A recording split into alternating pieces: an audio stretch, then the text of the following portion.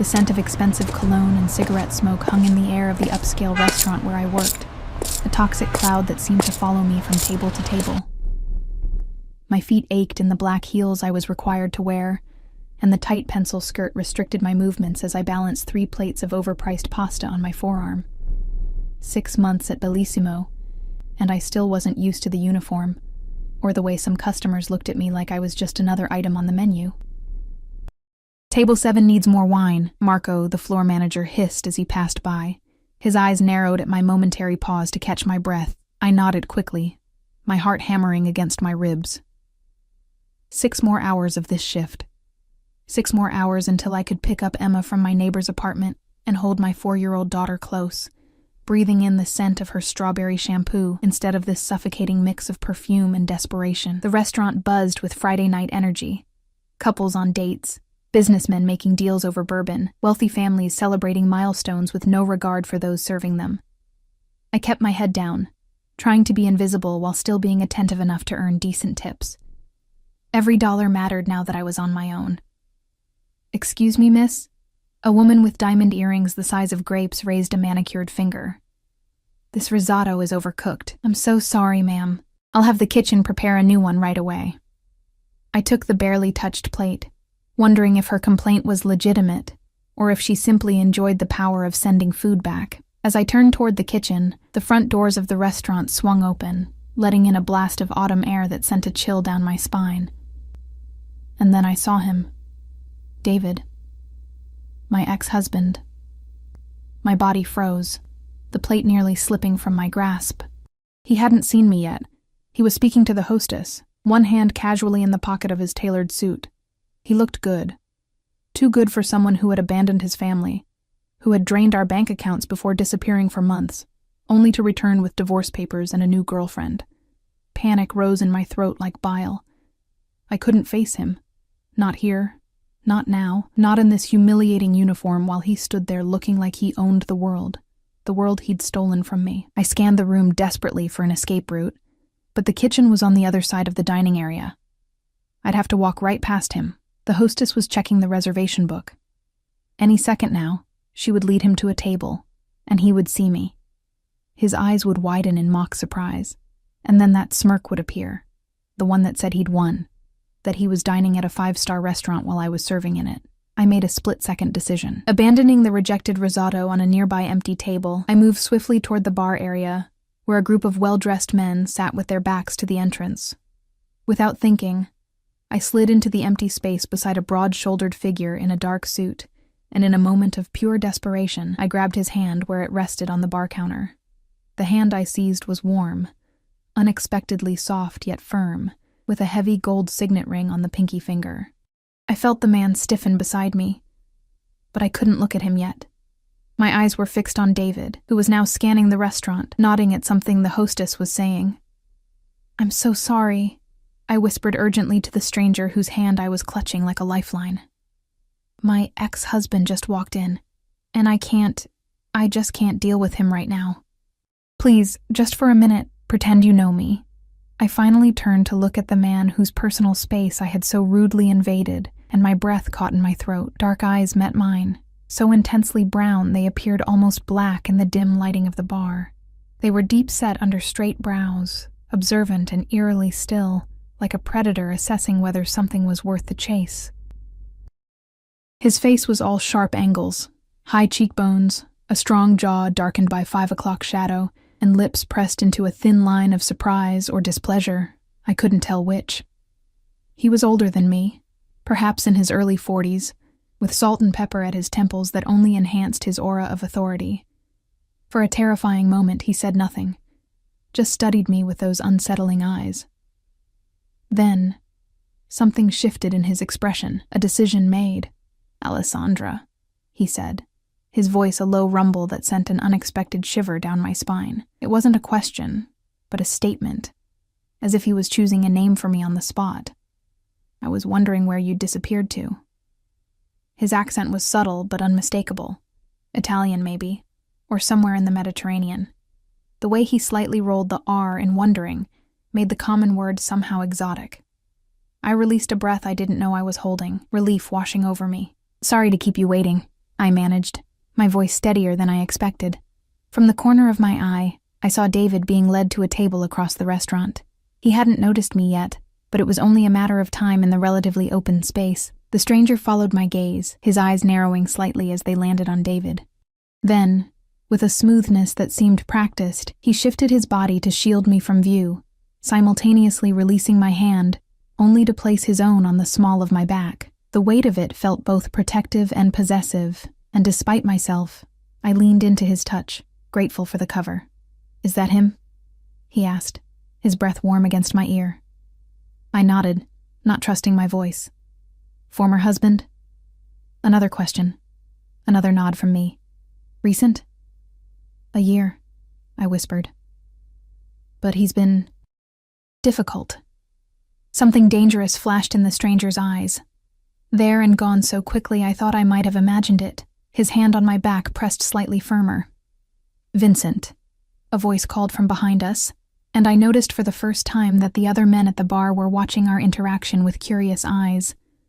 One of them, a tall man with a scar running along his jawline, seemed particularly interested, his gaze calculating as it moved between us.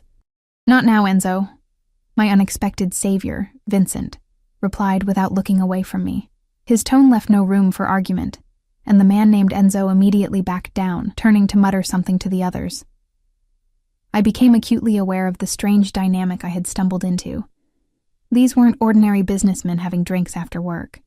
There was something about their posture, the deference they showed to Vincent, the way other patrons seemed to give their group a wide berth without even realizing they were doing it. "Your name," Vincent said softly, his eyes still holding mine. "Your real one."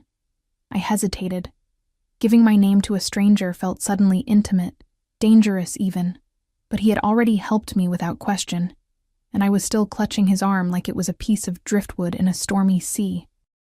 "Lily," I said finally. "Lily Cooper." Something like approval flickered across his face. "Lily," he repeated, as if testing how it felt on his tongue. "You work here?" I nodded, suddenly embarrassed by my waitress uniform, by the desperate situation that had led me to grab this clearly powerful man's hand. "I should get back to, you're afraid," he interrupted, his observation cutting through my attempt to retreat. "Not just of seeing your ex. You're afraid of something else." It wasn't a question, but the accuracy of his assessment startled me.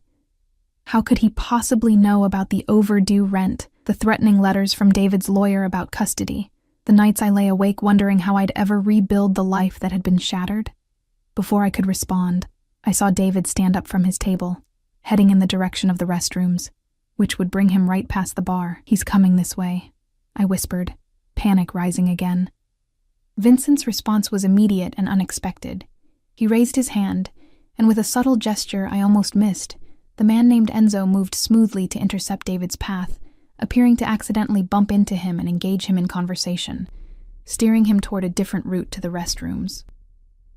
I stared at Vincent in shock. "How did you need to leave?"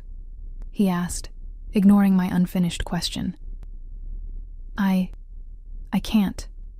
My shift doesn't end for hours, and I need this job. I need the money."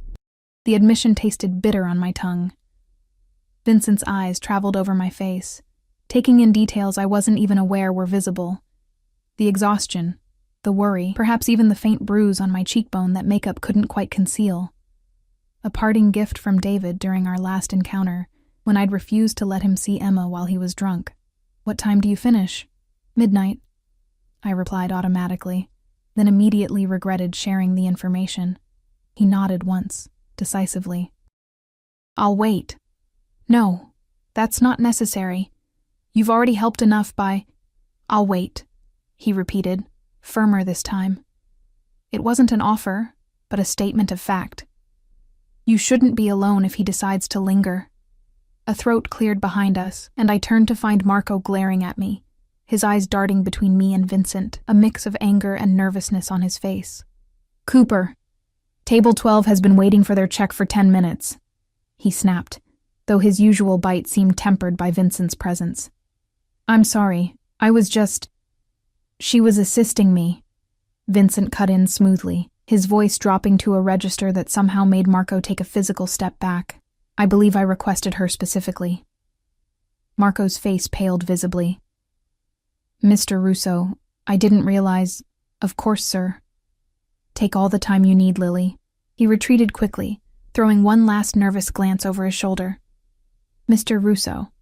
The name meant nothing to me, but it clearly meant something to Marco, who had never before addressed me by my first name or shown any flexibility with break times. You know my boss?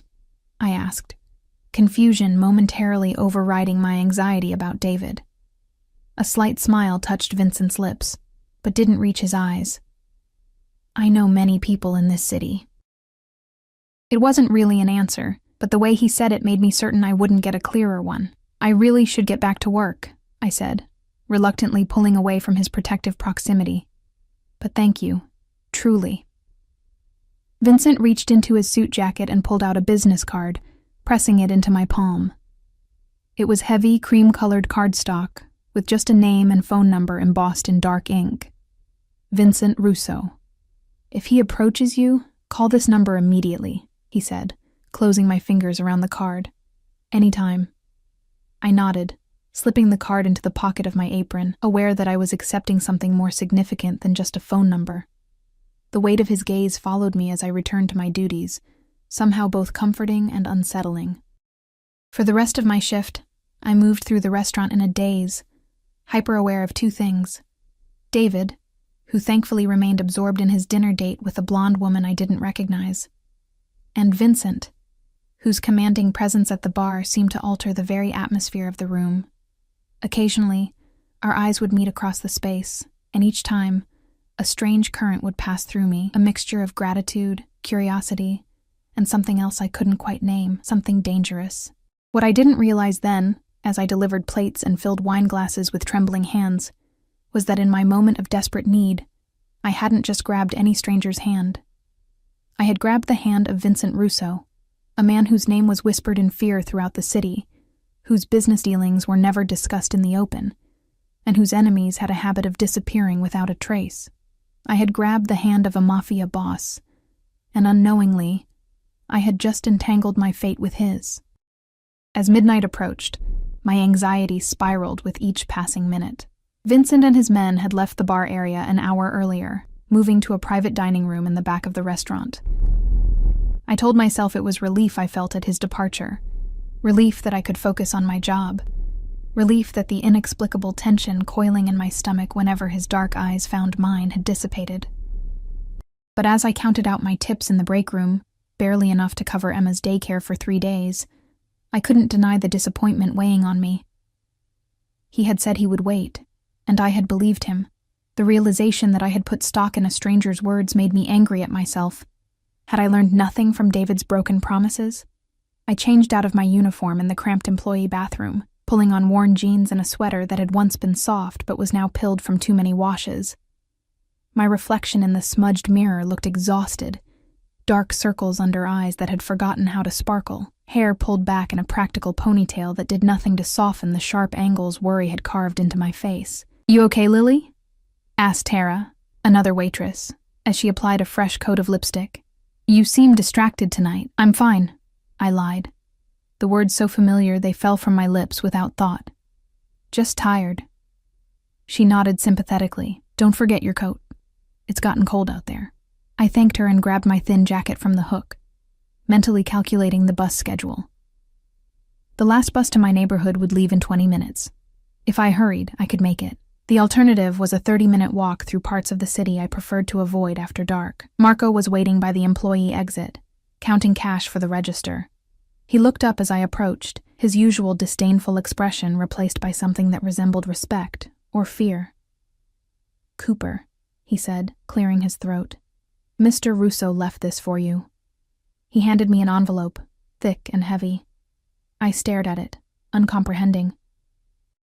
"What is it?"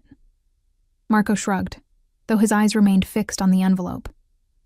"He said you'd need a ride home." Before I could respond, the door beside us opened, letting in a blast of cold air along with the tall man I recognized as Enzo from earlier. Without the dim lighting of the bar, I could see his features more clearly. The scar on his jaw was longer than I'd realized, running from his ear almost to his chin, and his eyes were a startling pale blue against his olive skin. "Ms. Cooper," he said with a slight nod. "Mr. Russo sent me to drive you home." My pulse quickened. "That's not necessary. I can take the bus." Enzo's expression didn't change. "The last bus left 10 minutes ago." I checked my watch and alarm. He was right. I'd lost track of time counting tips, and now I was stranded. "I can walk," I insisted, though the thought of the long, cold journey made my tired feet ache in protest. "Mr. Russo was quite clear," Enzo replied, his tone making it evident this wasn't a request. "The car is waiting." I hesitated, clutching the mysterious envelope. Every instinct told me to decline, to maintain the boundary between my desperate world and whatever dangerous realm Vincent inhabited. But the practical reality of my situation, exhausted, miles from home with the temperature dropping, made the decision for me. "Fine," I conceded. "Thank you." Marco watched our exchange with undisguised curiosity, and I could already imagine the rumors that would circulate tomorrow. Lily Cooper, single mother and nobody waitress, somehow connected to Vincent Russo. I didn't understand the significance of that connection yet, but Marco's reaction told me enough to know it was substantial. I followed Enzo out to the parking lot, where a sleek black SUV with tinted windows idled, its engine a quiet purr in the night. He opened the back door for me, and I slid onto leather seats so soft they felt like butter against my jeans. "Your address?" Enzo asked, as he took the driver's seat, his eyes meeting mine in the rearview mirror. I hesitated again, the thought of this man, this stranger, knowing where my daughter and I lived, making my skin crawl, but he waited patiently, offering no pressure or threat, simply expecting my compliance. Finally, I gave him my address, watching his face for any reaction to the neighborhood, one of the poorest in the city, where rent was just barely within my means. His expression remained impassive as he pulled out of the parking lot.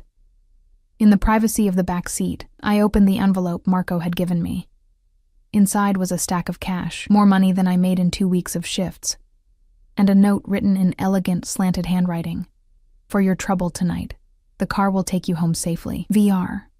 I stared at the money in shock, then quickly stuffed it back into the envelope, my cheeks burning with a mixture of humiliation and anger. Did he think I had fabricated the situation with David as some kind of con?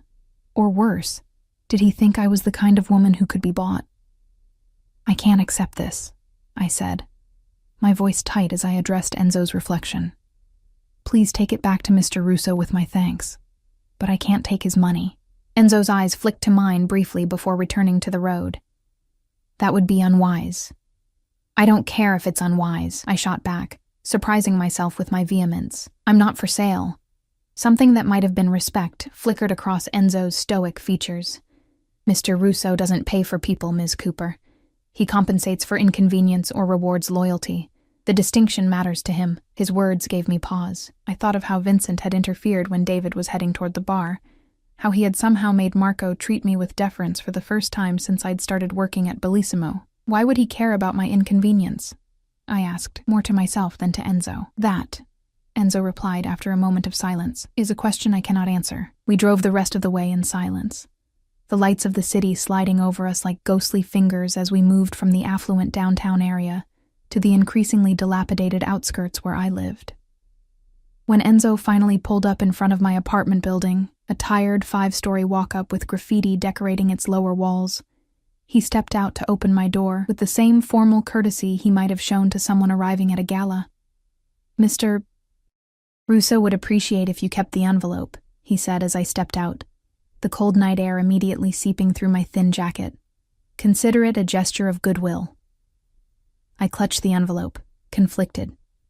The money inside would cover next month's rent with enough left over for new winter boots for Emma. The practical part of me, the mother part, couldn't justify refusing it out of pride. "Thank him for the ride," I said finally, neither accepting nor rejecting the money outright. "And for earlier." Enzo nodded once, then handed me a small card, identical to the one Vincent had given me earlier. "Mr. Russo's private number. He suggested you keep it somewhere safe." Before I could respond, My attention was drawn to a car parked across the street. A silver Audi I recognized instantly, its engine off, but a figure clearly visible in the driver's seat. David. Fear shot through me like ice water in my veins. How had he found my new address? I'd been so careful, moving across the city and changing my phone number after the last time he'd shown up drunk, pounding on my door and screaming accusations until a neighbor called the police. Enzo followed my gaze, his posture shifting subtly. "Is that him? Your ex?" I nodded, unable to speak past the knot of terror in my throat. Without a word, Enzo moved to stand between me and the view of David's car, his hand disappearing briefly inside his jacket before returning to his side. "Go inside, Ms. Cooper. Lock your door. I'll ensure he doesn't follow." "You don't have to." "I insist." He cut me off, his voice leaving no room for argument. "Mr. Russo would be displeased if I left you unprotected." The word displeased carried a weight that sent a shiver down my spine, not for my safety, but for what it implied about Vincent's potential reaction and power. I hurried inside the building, my heart hammering against my ribs as I climbed the 4 flights of stairs to my apartment. Mrs. Patel, my elderly neighbor who watched Emma when I worked nights, opened her door at the sound of my footsteps. "She's sleeping," Mrs. Patel whispered with a warm smile. "Not a peep all night. Such a good girl." "Thank you," I breathed, trying to hide my distress as I followed her into her apartment. Emma was curled up on the fold-out couch, her dark curls splayed across the pillow, one small hand clutching her tattered stuffed rabbit. The sight of her peaceful face temporarily pushed away my fear. I gathered her into my arms, careful not to wake her, and thanked Mrs. Patel again before carrying Emma across the hall to our apartment. Once inside, I locked the door, engaged the flimsy chain, and carried Emma to the single bedroom we shared. After tucking her in, I moved to the window that overlooked the street, peering cautiously through the thin curtains. Enzo still stood beside the SUV, his tall figure illuminated by the streetlight, while David's Audi remained in the same spot. For a long moment, nothing happened. Then, as if making a decision, David's car door opened, and he stepped out. Even from this distance, I could see the belligerent set of his shoulders, the unsteady way he moved. He'd been drinking. My hand instinctively reached for my phone, ready to call 911, but I watched in frozen fascination as David approached Enzo. I couldn't hear what was said, but I saw David gesturing wildly, pointing toward the building. Toward me, Enzo remained perfectly still, his posture relaxed yet somehow menacing. Then, with a speed that startled me, Enzo closed the distance between them, leaning in to speak directly into David's ear. Whatever he said drained all the color from David's face. He stumbled back, nearly tripping over his own feet in his haste to return to his car. Within seconds, the Audi's engine roared to life, and David sped away, tires squealing against the pavement. Enzo looked up then, directly at my window, as if he had known I was watching all along. He gave a small nod before returning to the SUV and driving away, the taillights disappearing around the corner. I sank to the floor beneath the window, the envelope of cash still clutched in my hand, my mind racing. What had I done by grabbing Vincent Russo's hand? What world had I inadvertently stepped into? Sleep evaded me that night. I lay beside Emma, listening to her soft breathing, my thoughts a chaotic swirl of fear, gratitude, and an emotion I didn't want to name. A dangerous curiosity about the man whose intervention had, at least for tonight, kept David at bay. Morning came with the soft patter of rain against the window, and Emma's small hands patting my cheeks. "Mommy, wake up. It's Pancake Saturday." I forced a smile, pushing away the exhaustion. "That's right, baby. Pancake Saturday it is." As Emma chattered about what shapes she wanted her pancakes in, I moved through our morning routine on autopilot, my mind still replaying the events of the previous night. The envelope of cash sat on top of the refrigerator where I'd placed it, both out of Emma's reach and out of my direct line of sight, as if not seeing it would somehow make the moral dilemma it represented disappear. After breakfast, while Emma was engrossed in her favorite cartoon, I finally allowed myself to count the money properly. $5,000. More than enough for rent, for new winter clothes for Emma, for the dental work I'd been postponing, and still have some left over. Money that could change everything, at least temporarily. Money from a man who, if Marco's reaction and Enzo's deference were any indication, was not someone I should be involved with. I was still staring at the cash when my phone buzzed with a text from an unknown number. "Did you sleep well, Lily? VR." My heart leaped into my throat. How had he gotten my number? I hadn't given it to him or to Enzo. The implication that he could so easily access my personal information sent a chill through me. Yet there was also a traitorous warmth at the thought that he had bothered to check on me. Before I could decide whether to respond, another text came through. "Your ex won't be a problem anymore. Consider it handled." My fingers hovered over the keyboard, a dozen responses forming and dissolving in my mind. Finally, I typed, "I don't know what Enzo said to him, but thank you. I should tell you, though, that I can't accept the money."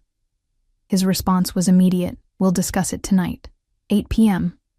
I'll send a car. Not a request, but a statement. An assumption that I would comply."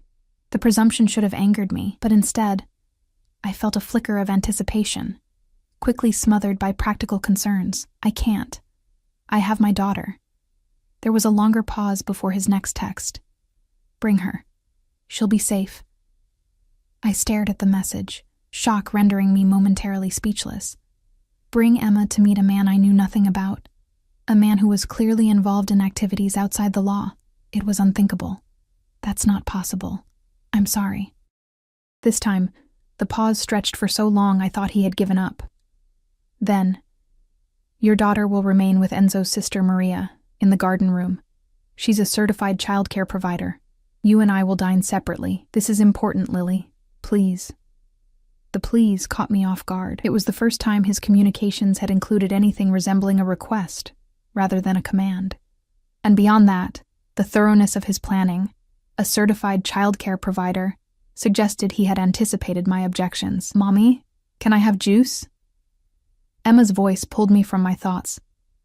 As I poured apple juice into her favorite sippy cup, decorated with faded princesses, I weighed my options.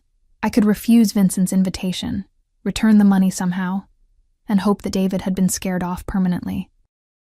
Or I could meet with Vincent, understand what exactly had transpired, and perhaps gain some clarity on why this powerful man had taken such an interest in my problems. "Here you go, sweetheart," I said, handing Emma her juice. "How would you feel about going on a little adventure tonight? With dragons?" she asked hopefully, her brown eyes, so like mine, wide with excitement. I smiled, smoothing her wild curls. Maybe not dragons, but there might be a garden. As Emma returned to her cartoon, chattering about gardens and flowers, I picked up my phone and typed a response I hoped I wouldn't regret. "We'll be ready at 8. The black SUV arrived precisely at 8, idling quietly in front of my building like a sleek predator. I stood at the window, watching as Enzo stepped out and scanned the street with practiced vigilance before approaching the entrance. "Who's that man, Mommy?" Emma asked, peering around my legs at the window. She was dressed in her nicest outfit, a purple corduroy dress with leggings, and the light-up sneakers she insisted on wearing everywhere. I'd spent an hour trying to tame her curls into 2 neat braids, my hands trembling slightly as I worked. "That's our driver for tonight," I explained, smoothing non-existent wrinkles from my own dress, the only nice one I owned, a simple black wrap style that had survived from my previous life with David. "Remember what I told you? We're going to have dinner at a special place." Emma nodded solemnly, clutching her stuffed rabbit closer. "And I'm going to play in a garden with a nice lady while you talk to your friend." Friend? The word felt wrong for whatever Vincent was to me. Savior? Threat? Both, perhaps. A sharp knock at the door made me jump. Emma ran to answer it before I could stop her, though she was still too short to reach the chain lock. "Emma, wait!" I called, but she had already thrown the door open as far as the chain would allow. "Hello," she chirped up at Enzo, fearless in the way only children can be. "Are you the dragon?" To my surprise, Enzo's stern face softened almost imperceptibly. He crouched down to Emma's eye level, his massive frame folding with unexpected grace. "No dragons tonight, little one," he said, his voice gentler than I'd heard it before. "But I've been told there might be ice cream for good girls who listen to their mothers." Emma's eyes widened. "I'm a very good listener," she declared, then turned to me. Aren't I, Mommy? The best, I agreed, unlatching the chain with fingers that still wouldn't quite stop trembling. Emma, this is Mr. Enzo. Enzo, my daughter Emma. Enzo nodded at me, then returned his attention to Emma. It's a pleasure to meet you, Miss Emma. Shall we go? The car is waiting. Is it a princess car? Emma asked, slipping her small hand trustingly into Enzo's massive one. Something like that, he replied, the faintest hint of amusement in his voice. I grabbed my purse and Emma's small backpack, which I'd packed with her favorite coloring books and a change of clothes, a habit from years of preparing for David's unpredictability. As I locked the apartment door behind us, a voice in my head screamed that I was making a terrible mistake. What kind of mother brings her child to meet a man like Vincent Russo? But another voice, quieter yet more insistent, reminded me that for the first time in over a year, David had backed down. For the first time, I'd seen genuine fear in the eyes of the man who had terrorized me since our divorce, and that alone made me willing to step into the unknown. The SUV was even more luxurious than I remembered, with plush leather seats and darkened windows that concealed the interior from outside eyes. Emma bounced excitedly as Enzo secured her in a booster seat that definitely hadn't been there the night before. "Look, Mommy, the seat has cup holders," she exclaimed, exploring every feature with delighted fingers. I smiled at her enthusiasm while my own stomach twisted with anxiety. "Yes, baby. Very fancy." Enzo closed our doors and took his place in the driver's seat. "Mr. Russo is looking forward to seeing you again, Ms. Cooper," he said, his eyes meeting mine briefly in the rearview mirror. I nodded, not trusting my voice. The city lights blurred outside the window as we drove, moving from my rundown neighborhood through increasingly affluent areas. Emma pressed her face against the glass, entranced by the glittering storefronts and towering buildings. "Where are we going?" I finally asked, as we turned onto a tree-lined avenue in the city's most exclusive district. "Mr. Russo's residence," Enzo replied simply. "His residence. Not a restaurant or public place, but his home." The intimacy of the invitation wasn't lost on me, nor was the vulnerability it created. In a restaurant, I could walk out if needed. A private home offered no such escape. We pulled up to a gated property set back from the street, surrounded by a high stone wall covered in flowering vines. A security guard stepped forward, examined the car, then nodded to Enzo, before the wrought iron gates swung open silently. The driveway curved through manicured gardens before revealing a house that took my breath away. A modern mansion of glass and stone, its windows glowing with warm light against the darkening evening sky. It wasn't ostentatious like some of the neighboring properties, but its quiet elegance spoke of immense wealth and refined taste. "Wow," Emma whispered, her eyes wide. "Is this where the king lives?" A lump formed in my throat. "Something like that, sweetheart." Enzo parked at the front entrance, where stone steps led up to massive double doors. Before he could exit to open our doors, one of them swung open and a woman emerged, petite with olive skin and dark hair pulled into a neat bun. She wore simple black pants and a crisp white blouse, her only adornment a delicate gold cross at her throat. "You must be Lily," she said warmly as Enzo helped us from the car. "And this beautiful girl must be Emma. I'm Maria." Her accent was similar to Vincent's but slightly stronger, her words musical and flowing. Emma, suddenly shy, pressed against my leg, but offered a small wave. "It's nice to meet you," I said, extending my hand. "Thank you for watching Emma tonight." Maria took my hand in both of hers, her touch warm and reassuring. "It's my pleasure. Vincent told me she's a special little girl."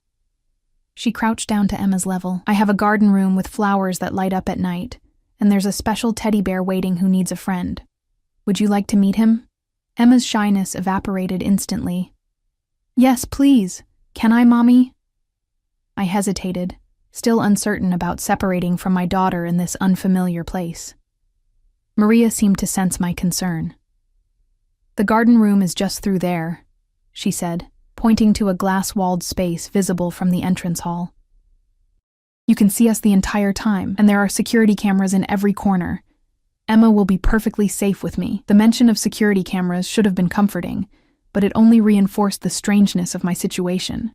What kind of life required such constant surveillance? "Go ahead, baby," I said finally, bending to kiss Emma's forehead. "I'll be right here if you need me." "I'll be fine, Mommy," Emma said, with the exasperated confidence of a child who believes herself much older than her years. "You go talk to your friend now." She skipped off with Maria, chattering about light-up flowers and teddy bears, leaving me standing in the vast entrance hall with Enzo, who cleared his throat. "Mr. Russo is waiting in the library. This way, please." He led me through the house, each room we passed more impressive than the last. Soaring ceilings, museum-quality artwork, furniture that managed to be both clearly expensive and genuinely comfortable looking. Nothing ostentatious or gaudy, just quiet, confident wealth. We paused outside a set of wooden double doors, intricately carved with a pattern of leaves and vines. "Mr. Russo values his privacy," Enzo said, his voice low. "What you see and hear tonight should remain between you and him." It wasn't quite a threat, but the message was clear. "I understand," I replied, though I wasn't sure I did. Not really. Enzo nodded, apparently satisfied, and opened one of the doors, gesturing for me to enter. The library was breathtaking. 2 stories of bookshelves reaching toward a coffered ceiling, a spiral staircase of wrought iron connecting to a balcony that circled the upper level. A fire crackled in a stone fireplace at one end, casting dancing shadows across leather-bound volumes and illuminating the man who stood before it. Vincent Russo turned as I entered, and my heart stuttered in my chest. Outside the dim lighting of the restaurant, he was even more striking, tall and broad-shouldered in a charcoal suit that fit him perfectly, his dark hair combed back from a face that belonged on ancient Roman coins. Power radiated from him like heat from the fire, invisible but undeniable. "Lily," he said, my name in his accented voice sending an unexpected shiver down my spine. "Thank you for coming." The door closed behind me with a soft click, and I suddenly felt very alone, very far from the world I knew. "Your home is beautiful," I said, because it seemed safer than asking any of the questions burning in my mind. A slight smile touched his lips. "Thank you. Would you like a drink? Wine, perhaps?" I shook my head. "I need to keep a clear head, for Emma." Something like approval flickered in his dark eyes. "Of course. Please, sit." He gestured to a seating area near the fire, 2 leather armchairs with a small table between them. I perched on the edge of one, my back straight, hands folded in my lap to hide their trembling. Vincent took the other chair, his movements fluid and controlled. Up close, I could see faint lines at the corners of his eyes, a thin scar above his right eyebrow, details that humanized his otherwise intimidating perfection. "You're afraid," he observed, just as he had in the restaurant. "You don't need to be. Not of me." "I don't even know you," I said, finding my voice at last. "But I know enough to understand that you're not just a businessman, Mr. Russo." "Vincent," he corrected gently. "And no, not just a businessman. But tonight, I'm simply a man having dinner with a beautiful woman who interests him." Heat rushed to my cheeks at his directness. "Why? Why would someone like you be interested in someone like me?"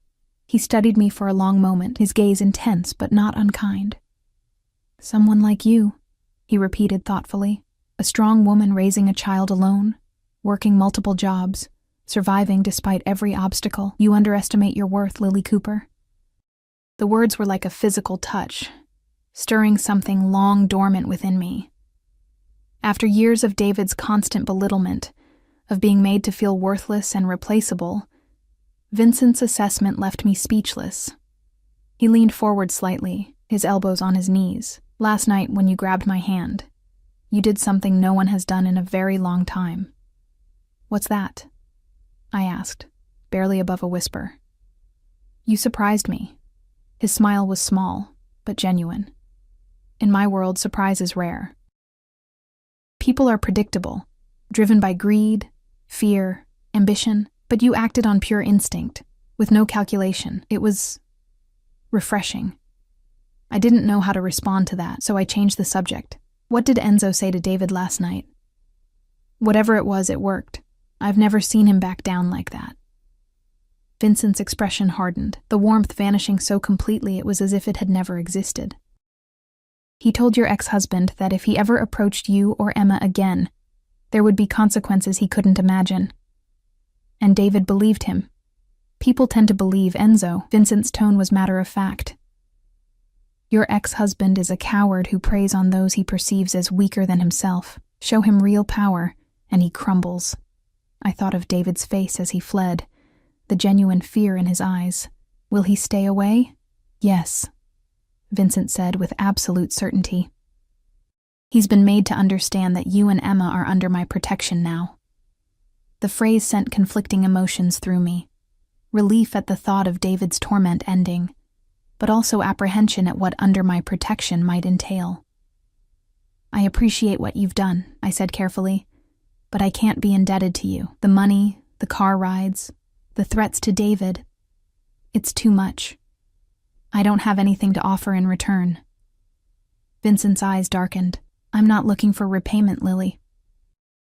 Everyone wants something, I insisted, years of hard lessons making me cynical, especially men with power. He nodded slowly, acknowledging the truth in my words. What I want is simple. Dinner, conversation, your company, freely given. Just dinner? I couldn't keep the skepticism from my voice. A hint of amusement crossed his face. For now, I find that I enjoy your presence, your honesty. It's rare in my world. Before I could respond, a soft knock at the door interrupted us. Vincent called out something in Italian, and the door opened to reveal an older man in the uniform of a butler. Dinner is served, sir, he announced with a slight bow. Vincent stood, extending his hand to me. Shall we? I hesitated only briefly before placing my hand in his, allowing him to lead me from the library. We passed through a formal dining room with a table that could seat 20, but Vincent guided me instead to a smaller, more intimate space. A glass-enclosed terrace overlooking the illuminated gardens. A table for two was set with fine china and crystal, candles flickering in the center. Through the glass walls, I could see the garden room where Emma was playing with Maria, surrounded by flowers that indeed seemed to glow with soft, changing colors. My daughter's laughter was faintly audible, the sound easing some of my anxiety. She's safe, Vincent said, following my gaze. Maria is my sister. There's no one I trust more with children. Your sister? I asked, surprised by this personal detail. He nodded, pulling out my chair. Yes, she was a kindergarten teacher before. He paused, before certain events made it safer for her to work privately. As I sat, I caught a glimpse of something on Vincent's wrist. A tattoo partially visible beneath his suit sleeve, intricate lines in dark ink. He noticed my gaze and smoothly adjusted his cuff to cover it. The butler appeared with the first course, a delicate soup that smelled of saffron and the sea. As we ate, Vincent steered the conversation to lighter topics. Books we'd read, places we'd traveled. My list embarrassingly short compared to his. Music we enjoyed. He was surprisingly easy to talk to, intelligent and attentive, asking questions about Emma and listening with genuine interest to my answers. By the time dessert arrived, a chocolate confection that melted on my tongue, I had almost forgotten the circumstances that had brought me here. Almost. Your ex-husband, Vincent said abruptly, setting down his wineglass. He did more than just leave you, didn't he? The sudden change of topic jarred me. What do you mean? Vincent's eyes were dark and knowing. The way you flinched when the waiter dropped a plate tonight, the bruise on your cheekbone that you tried to cover with makeup, the fear in your eyes when you saw him at the restaurant. Not just discomfort, but terror. I looked down at my plate, shame washing over me, though I knew it shouldn't be mine to bear. It wasn't always bad, I said quietly. In the beginning, he was charming, successful, everything I thought I wanted. But after Emma was born, things changed. He started drinking more, staying out late. When I questioned him, he'd get angry. Vincent remained silent, allowing me to continue at my own pace. The first time he hit me, he cried afterward, promised it would never happen again. I believed him. I gave a bitter laugh. By the third time, there were no more tears, no more promises, just accusations that I had provoked him, that I deserved it. No one deserves that, Vincent said, his voice low and dangerous. No one. I tried to leave once, before the divorce. He found us at my mother's house and I swallowed hard. He broke my wrist, said if I ever took Emma from him again, he'd kill me and take her himself. Vincent's hand tightened around his wine glass, the only visible sign of his anger. When did you finally get away? When he met someone else? Younger, prettier, no child to complicate things. He filed for divorce, emptied our accounts, and left me with nothing but debts and a restraining order that he ignored whenever it suited him.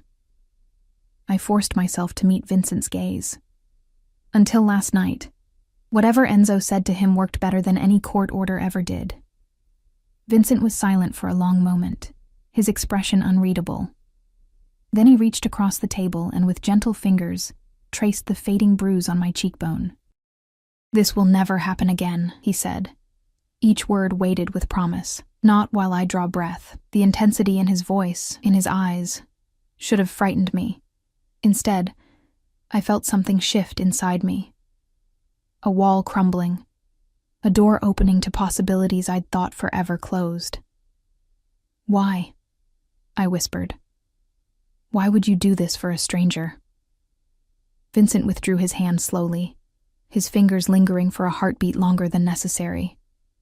Perhaps I'm tired of only interacting with people who want something from me. Perhaps I saw something in you that reminded me of who I was before. He gestured vaguely, encompassing his wealthy home, his position, the life he led. "Before you became whatever you are now?" I finished for him. A smile touched his lips, sad and knowing. "Yes, before that." "And what are you, Vincent?" I asked, the question that had hovered between us since our first meeting. He held my gaze steadily. "I think you know." I did know, or at least I suspected. The deference people showed him, the power he wielded, the security that surrounded him, all pointed to something outside the boundaries of normal business. "Does it matter?" he asked softly. "Tonight? In this moment?" Before I could answer, the sound of running footsteps approached, and Emma burst onto the terrace, her eyes bright with excitement. "Mommy! The flowers changed colors when I touched them. And the teddy bear talks." She skidded to a stop when she noticed Vincent, suddenly shy again. Vincent smiled at her, the expression transforming his face, softening the hard edges. "Hello, Emma. I'm Vincent. Your mother has told me what a brave, smart girl you are." Emma studied him with the frank curiosity of childhood. "Are you the king? This looks like a castle," Vincent laughed, a rich, warm sound I hadn't heard from him before. "Not a king, no. Just a man with a big house." "Emma!" Maria appeared in the doorway, slightly breathless. "I'm sorry, Vincent." She ran ahead when I told her we were coming to say goodnight. "It's fine, Maria," Vincent assured her, his eyes still on Emma. "Miss Emma is welcome anywhere in my home." Emma beamed at this pronouncement, then yawned widely, the excitement of the evening catching up with her. "I think it's past someone's bedtime," I said, standing and smoothing Emma's wild curls, which had mostly escaped their braids. "Can we come back tomorrow?" Emma asked sleepily, leaning against my leg. "I want to see the flowers again." I glanced at Vincent, uncertain how to respond. To my surprise, he crouched down to Emma's eye level, his movements careful, as if trying not to frighten her. "The flowers will be here whenever you want to see them," he told her seriously. "You and your mother are always welcome." Emma nodded, satisfied with this answer, and allowed Maria to lead her away to wash her hands before we left. As their footsteps faded, Vincent turned to me. "She's remarkable," he said. "She has your spirit." "Thank you," I replied, warmth spreading through my chest at his praise of my daughter. "She's everything to me." Vincent nodded, understanding in his eyes. "Family is everything," he agreed, and something in his tone suggested he meant this as more than just a platitude.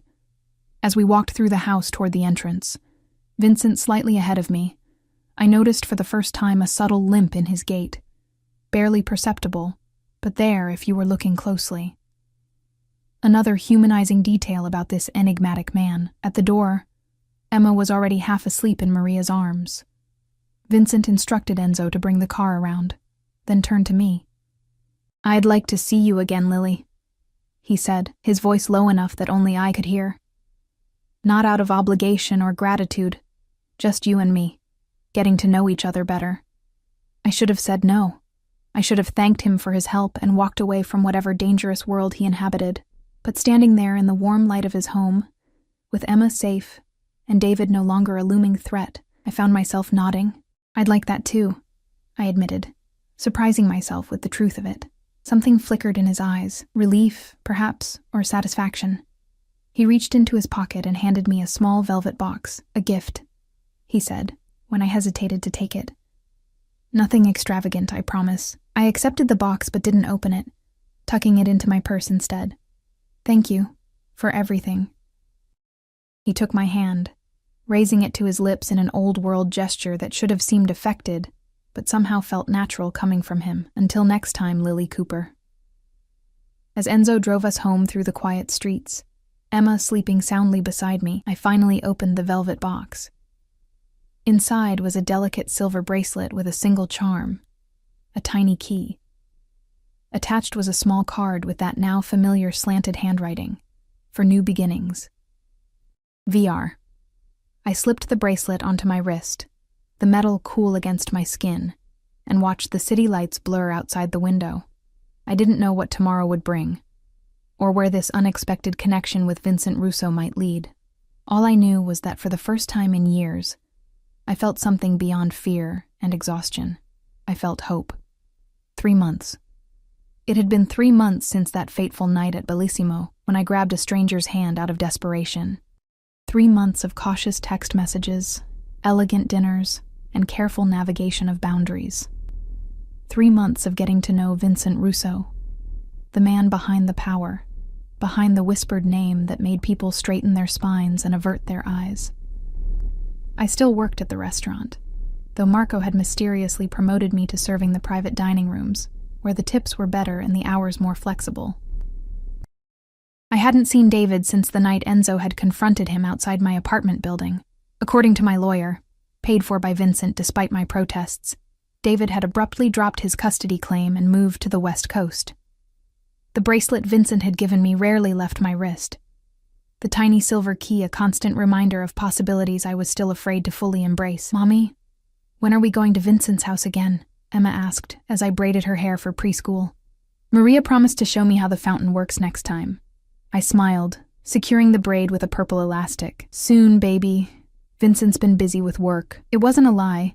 He'd been away on business for the past 2 weeks, though he still sent daily texts checking on us, and flowers had arrived every 3 days like clockwork. "Is he your boyfriend now?" Emma asked with the directness only a 4-year-old could manage. My hands faltered in her hair. "It's complicated, sweetie." "That's what grown-ups say when they don't know the answer," she replied wisely, making me laugh despite my discomfort with the question. The truth was, I didn't know what Vincent and I were to each other. We had shared meals, conversations, even a few brief touches, his hand on the small of my back, my fingers brushing his when he handed me a glass of wine. But he had never pushed for more, had respected the careful distance I maintained, even as something undeniable grew between us. I knew what he was, or at least I had pieced together enough. The hushed phone calls he excused himself to take, the men who watched the perimeter of any restaurant where we dined, the way certain people in the city treated me differently once they realized my connection to him. Vincent Russo was powerful in ways that existed outside the law, and that knowledge should have sent me running. But there was another side to him, the man who listened intently when I spoke of my dreams of returning to college someday, who remembered Emma's favorite ice cream flavor, who spoke of his deceased parents with such raw grief it made my heart ache. That man was someone I was finding it increasingly difficult to keep at arm's length. After dropping Emma at preschool, I returned to our apartment to find a sleek black envelope propped against our door. My name was written across it in Vincent's distinctive handwriting. Inside was a single sheet of heavy cream stationery. "Lily, I've returned early and would very much like to see you. There are matters we need to discuss. Enzo will pick you up at 7 p.m., if that's agreeable. Emma is welcome, as always. But if you prefer, Maria can come to your apartment instead. Vincent." The formality of the note, so different from his usual warm texts, sent a ripple of unease through me. Matters we need to discuss sounded ominous, final. Had he grown tired of my hesitation? Of the complicated logistics of dating a single mother? Or was it something else entirely? I arranged for Mrs. Patel to watch Emma, not because I didn't trust Maria, but because the serious tone of Vincent's note made me think this was a conversation best had without my daughter present. At precisely 7 p.m., the now familiar black SUV pulled up outside, but instead of Enzo, it was Vincent himself who stepped out, dressed impeccably as always in a charcoal suit that accentuated his broad shoulders.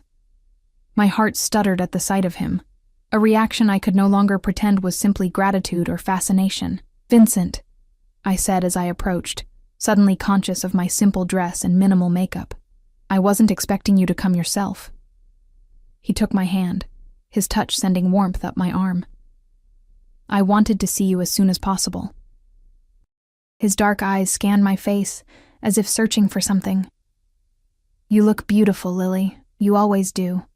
In the car, a tense silence settled between us. Vincent seemed preoccupied, his usual attentiveness replaced by a distant expression as he gazed out the window. "Is everything all right?" I finally asked as we drove past the city limits, heading north along the coast. "Your note seemed serious." He turned to me, his expression softening. "I'm sorry if I worried you." "Yes, there are serious matters to discuss, but nothing for you to fear." He hesitated, then added, "I thought we might talk somewhere more private than my home or a restaurant." We arrived at a secluded beach house perched on cliffs overlooking the ocean. Unlike Vincent's city mansion, this place was smaller, more intimate, a modern structure of glass and weathered wood that seemed to grow naturally from the rocky landscape. "This is beautiful," I said, as he led me inside, where a fire already burned in a stone hearth. Floor-to-ceiling windows framed the darkening sky and the restless sea below. "It was my mother's favorite place," Vincent said quietly. "I come here when I need to think, to remember who I am beneath everything else." The personal revelation touched me. Vincent rarely spoke of his past, and each small glimpse felt like a precious gift. He poured 2 glasses of wine and gestured for me to join him on a low couch facing the windows. As I sat, the bracelet he'd given me caught the firelight, the little key gleaming. "You wear it," he observed, a note of pleasure in his voice. "Every day," I admitted. "It reminds me of possibilities." Vincent's eyes darkened at my words. He set his wine glass down untouched and turned to face me fully. "Lily," he began, his voice low and serious, "these past months have been unexpected.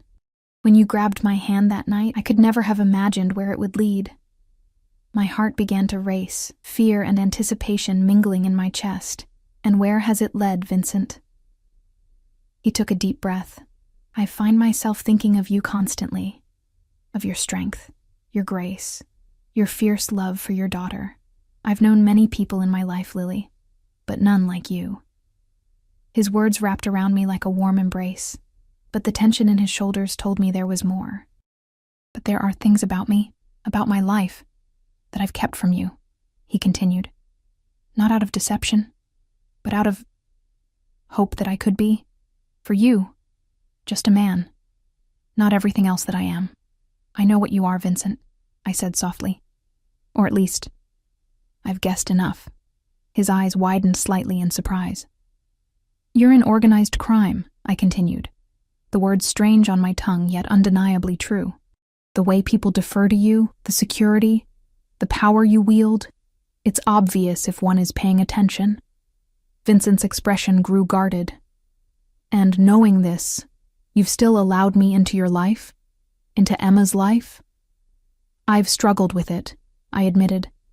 "Every day, I tell myself I should end this, whatever this is between us, that I should take Emma and disappear before we get any deeper into your world."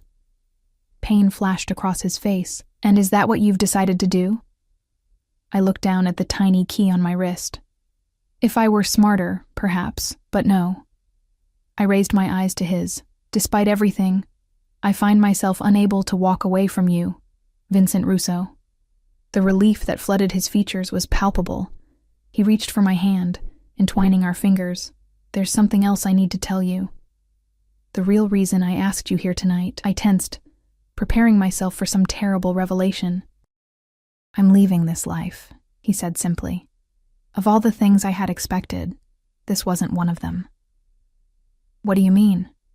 Vincent's thumb traced circles on my palm as he spoke. For the past year, I've been carefully extracting myself from certain business interests, transferring control to trusted lieutenants, legitimizing what can be legitimized, severing ties with what cannot. Why? I asked, stunned by the revelation. Initially because I was tired. Tired of looking over my shoulder, tired of wondering which friend might become an enemy tomorrow. His eyes met mine, intense and vulnerable. But these past months, since meeting you and Emma, the urgency has increased. I want something different, Lily, something I never thought possible for someone like me. Hope bloomed in my chest, fragile and terrifying. What do you want, Vincent? A life where I can take you and Emma to dinner without bodyguards watching every exit. A life where I don't have to shield you from parts of who I am. His voice dropped lower. A life with you, if you'll have me. The sincerity in his eyes took my breath away. Can you really walk away from everything? Is that even possible? It's nearly done, he said. There are complications, risks, which is why I've kept this from you until now. I didn't want to offer you promises I couldn't keep. What risks? I asked, suddenly afraid for him in a way I hadn't been before. Vincent's expression darkened. Not everyone is happy with my decision. There are those who see it as weakness, as betrayal. There was an incident last week, an attempt to dissuade me. Fear clutched at my heart. Were you hurt? No, he assured me quickly. But it's why I came back early, why I needed to see you, to make sure you and Emma were safe, and to ask you something important. He shifted, reaching into his pocket to withdraw a small box, similar to the one that had held the bracelet, but smaller still. My breath caught in my throat. I'm not offering marriage, not yet, he said, correctly reading my expression. That would be presumptuous, given all that remains unresolved. But I am offering a promise. He opened the box to reveal a ring. Not a diamond, but a deep blue sapphire set in platinum, elegant and understated. This was my grandmother's, Vincent explained. She gave it to me before she died and told me to give it only to a woman of true strength and courage. His eyes held mine, intense and earnest. I can think of no one who embodies those qualities more than you, Lily. Vincent, I whispered, overwhelmed by the gesture and all it implied. I'm asking for your patience while I finish what I've begun, he continued. For your trust that I can become the man you and Emma deserve. And when it's done, if you still want me, then we can discuss more permanent arrangements. Tears blurred my vision. You're really leaving it all behind? For us? He took my face in his hands, his touch infinitely gentle. For us. For the chance at a life I never thought I could have. But Lily, you need to understand, there may be danger in the transition. I've taken precautions, but I can't guarantee absolute safety. Is that why you brought me here instead of your home? You're worried someone might target me to get to you? Vincent nodded grimly. After the attempt last week, I've increased security around you and Emma, though you may not have noticed. Enzo's men have been watching your apartment, your workplace, Emma's preschool. I should have been frightened by this revelation, but instead, I felt a strange calm. How long until it's finished? This transition? 2 months, perhaps 3. I've moved most of my legitimate assets offshore. Once the final arrangements are complete, we could go anywhere. Italy, France, wherever you and Emma would be happy. Leave the country? The idea was both terrifying and exhilarating. Emma's never even been on a plane, Vincent smiled, the expression softening his features. She'd love Italy. Children are treasured there, and you. You would bloom in the Mediterranean sun, away from memories of David, away from the struggle of making ends meet. The future he painted was so tempting. A clean slate, a new beginning, safety and security for Emma. But there was one question I needed answered first. Why me, Vincent? Of all the women you could have chosen, educated, sophisticated women from your world, why a struggling waitress with a complicated past and a 4-year-old daughter? Vincent was quiet for a moment, considering his answer. When he spoke, his voice was low and fervent. Because when you grabbed my hand that night, you weren't seeing Vincent Russo, the man people fear. You were just seeing a potential lifeline. He brushed a strand of hair from my face. And then, when you learned who I was, you still saw the man beneath it all. You questioned me, challenged me, made me laugh when few dared to joke in my presence. He took my hand, pressing it against his chest, where I could feel his heart beating steadily. You make me feel human, Lily. Not a title, not a position, not a threat. Just a man. Do you have any idea how rare that is in my life? His words resonated deep within me. Wasn't that all anyone wanted in the end? To be seen for who they truly were, beyond labels and circumstances? I'm afraid, I admitted.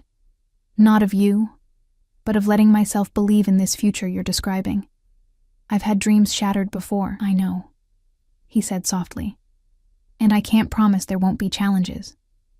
But I can promise that I will never willingly cause you or Emma pain.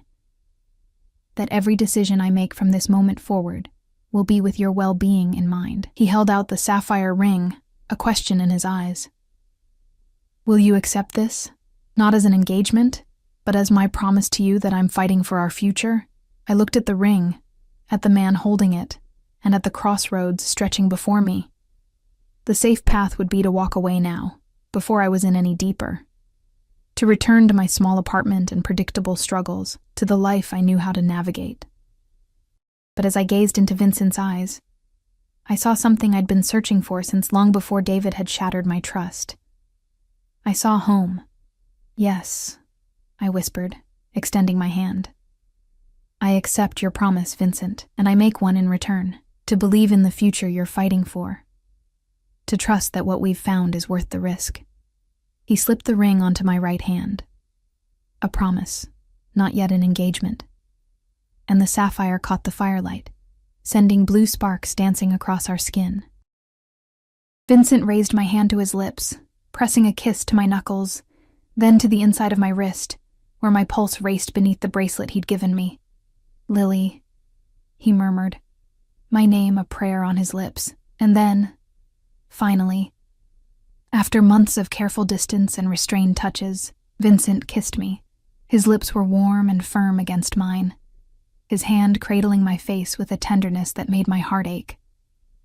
I melted into him, all my doubts and fears temporarily silenced by the rightness of being in his arms. When we parted, breathless and dizzy, the world outside had darkened completely, leaving only our reflections in the glass and the distant shimmer of stars above the ocean. I should take you home, Vincent said reluctantly, his forehead resting against mine. Emma will be waiting. The mention of my daughter brought reality rushing back, the complications, the dangers still unresolved, but instead of fear, I felt a newfound determination. 2 months, I said, touching the sapphire on my finger. We can be careful for 2 months. Vincent nodded, his eyes serious again. Until then, there will be rules to keep you safe. I'll explain everything on the drive back. As we left the beach house, Vincent's arm protective around my waist, I caught a glimpse of movement in the darkness, a figure near the tree line, then another by the cars. Vincent's security, watching over us even here. A reminder of the world he inhabited, the world he was fighting to leave behind. In the car, Vincent explained the security measures he'd implemented, the men watching our apartment, the secure phone he wanted me to carry, the safe house prepared if anything went wrong. I listened carefully, understanding that these precautions weren't signs of his world intruding on mine, but his way of shielding me from it while he dismantled his empire. And after? I asked as we approached the city limits. When it's over and wherever we decide to go, what then? Vincent's hand found mine in the darkness of the car, his thumb brushing over the sapphire. Then we begin again. I have legitimate businesses, hotels, restaurants, vineyards, enough to keep us comfortable without ever having to look over our shoulders. And if someone from your past finds us? If this doesn't end as cleanly as you hope? His grip tightened slightly. I've been careful, thorough. But if that happens, we'll face it together. I won't let anyone harm what we're building, Lily. Not ever. The fierce protectiveness in his voice should have frightened me. It spoke of capabilities I didn't want to contemplate. But instead, it comforted me. After years of feeling vulnerable, of being at David's mercy, the idea of someone fighting for me, for Emma, felt like finally reaching solid ground after treading water for too long. When we reached my apartment building, Vincent insisted on walking me to my door. In the dim hallway outside my apartment, he pulled me close one more time, his kiss deeper now, edged with a hunger we both knew would have to wait. 2 months, he whispered against my lips, and then a lifetime if you'll have me. I'll have you, I promised, the words carrying the weight of a vow. After he left, I stood in my small living room, the sapphire gleaming on my finger, and for the first time in years, I allowed myself to imagine a future without constant struggle, without fear.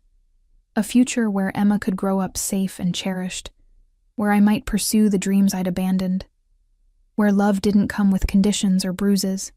A knock at my door startled me from my reverie. Thinking Vincent had returned, I opened it without checking the peephole. A mistake. David stood in the hallway, his face flushed with anger or drink, possibly both. So it's true, he spat, pushing past me into the apartment before I could stop him. You're fucking the mob. Fear shot through me, but it was quickly replaced by anger. Get out of my home, I demanded, keeping my voice low so as not to wake Emma or disturb Mrs. Patel next door. You have no right to be here. David's eyes fixed on the sapphire ring, his face contorting with rage. I lose everything because of you. My daughter, my reputation, and you get rewarded with jewelry from criminals? How long have you been whoring yourself out to Russo? My hand moved instinctively to the secure phone in my pocket, but David grabbed my wrist, twisting until I gasped in pain. You think I don't know about his men watching this place? He hissed. I had to wait weeks for an opening, for them to get sloppy, but it was worth it to see for myself what kind of mother you've become. Let go of me, I said, my voice steady despite the fear coursing through me. Or I'll scream, and Mrs. Patel will call the police. David laughed, a bitter sound that raised the hairs on my neck. The police? You think they'll help the Mafia boss's whore? Something in me snapped at his words. After months of growing stronger, of learning my worth through Vincent's eyes, I refused to cower before David any longer. I am not afraid of you, I said, each word precise and clear. Not anymore. I twisted my arm sharply, breaking his grip with a move Enzo had taught me, just in case. David stumbled back, surprise replacing anger for a moment before his face darkened again. You stupid bitch, he snarled, lunging toward me. But before he could reach me, the door burst open. Enzo stood there, his imposing frame filling the doorway, his pale eyes assessing the situation in an instant. Behind him was another man I recognized from Vincent's security team. Mr. Cooper, Enzo said, his voice deceptively calm.